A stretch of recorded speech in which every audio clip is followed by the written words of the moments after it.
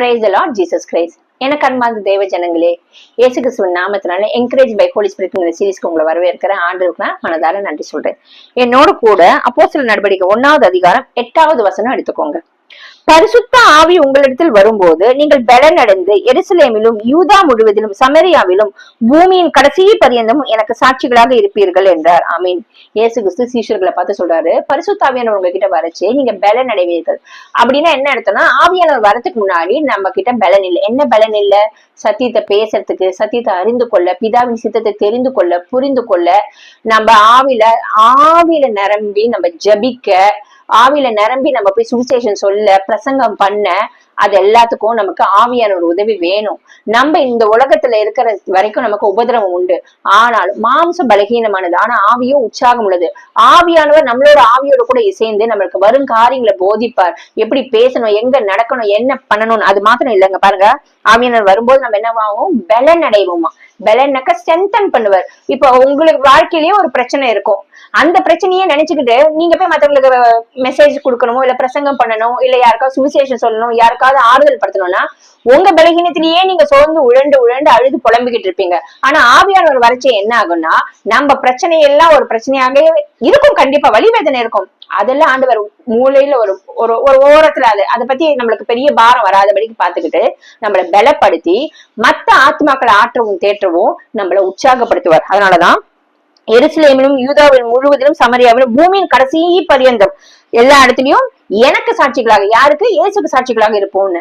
So ஆவியானவர் நம்ம மேல வரணும். ஆவியானவர் கண்டிப்பா, ஆவியானவர் இல்லாம நம்மளால வாழவே முடியாது. ஆவியானவர் அபிஷேகம் பெறலைன்னா, ஆவியானவரே என்ன ஆளுகை செய்யுங்கன்னு கேளுங்க. நிச்சயமா ஆவியானவர் உங்களை ஆளுகை செய்வார். ஏன்னா மாம்சமான யாவர் மேலும் என் ஆவியை ஊற்றுவேன்னு வாக்கு கொடுத்திருக்காரு.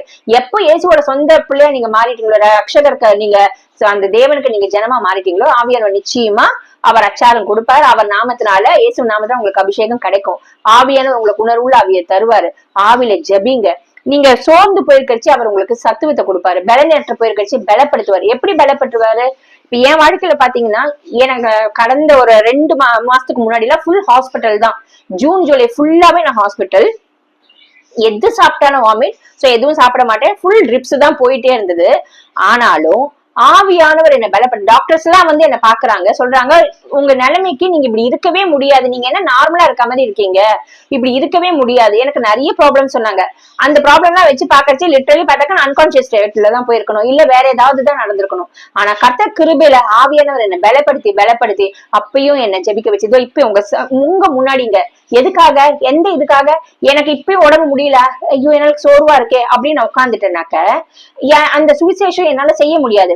ஆனா ஆவியானவர், எனக்கு உடம்பு முடியலங்கிறது உண்மை, ஆனா அது உடம்பு முடியலங்கிற இருக்கச்சையும் ஆவியானவர் என்ன பலப்படுத்துறாரு. எதுக்காக பலப்படுத்துறாரு?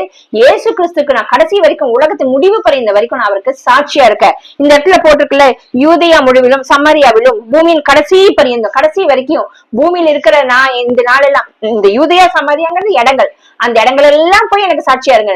சோ நம்ம எங்கெங்கெல்லாம் போறோமோ, அப்ப நம்ம யூதேயா சமரியா அங்க போக முடியாத கூட நம்ம இருக்கிற வீட்டுல, நம்ம வேலை ஸ்தலத்துல, நம்ம குடும்பத்துல, அக்கம் பக்கத்துல, நம்ம போற சபையில, நம்ம இருக்கிற எல்லா ஏரியாலையும் இயேசுக்கு சாட்சியாக இருக்கும்படி ஆவியானவர் நம்ம பலப்படுத்துவாரு. அவர் வரும்போது இதுதான் அவர் கொடுக்கிற பலன்க. கண்டிப்பா நம்மளுக்கு டயர்டா தான் இருக்கும், முடியாம தான் இருக்கும். எத்தனையோ மெடிசன்ஸ் இருக்கிறச்சு எல்லாம் ரொம்ப சோர்ந்து போகும், மயக்கமா இருக்கும், சாப்பிட முடியாது, தூங்க முடியாது, எழுந்திரிக்க முடியாது. டாக்டர்ஸ் உடம்பு சோர்ந்து போகுது, நீங்க பண்ணக்கூடாது.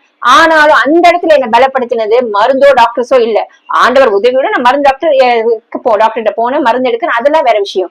ஆனா நிச்சயமா என்னால சொல்ல முடியும், என்ன பலப்படுத்தினது இந்த நிமிஷம் உங்க எதிர்த்தாப்புல உட்காந்து வச்சு என்ன பேச வைக்கிறது ஆவியானவர் தான். அவர் எனக்கு பலனை கொடுத்து கடைசி வரைக்கும் ஏசப்பாக்கு சாட்சியா வாழ வைப்பார். அந்த நிச்சயம் நமக்குள்ள வேணும், அந்த நம்பிக்கை வேணும். நிச்சயமா ஆவியானவர் நம்மளுக்கு அப்படி உதவி செய்வார். வாங்க நம்ம ஜெபிக்கலாம்.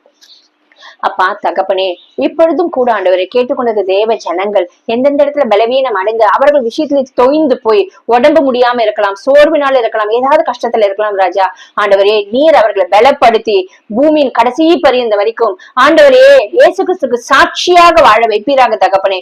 ஒவ்வொரு மேலும் உங்களுடைய ஆவியை ஊற்றுவீராக ஆண்டவரே. ஆவியானவர் வரும்போது இந்த அற்புத அடையாளங்கள் நடக்குமே. ஒவ்வொருத்தரும் இந்த அற்புதம் அடையாளம் பெற்றுக்கொள்ள ஆவியானவர் உதவி செய்யும். இயேசுவின் நாமத்தினால ஜெபிக்கிறோம் பிதாவே, ஆமீன் ஆமீன். நிச்சயமா ஆவியானவர் உங்களை பலப்படுத்துவாரு. ஏசப்பாக்கு சாட்சியா வாழ வைப்பார் பூமியின் கடைசி பரியந்த வரைக்கும். ஆமீன். God bless you.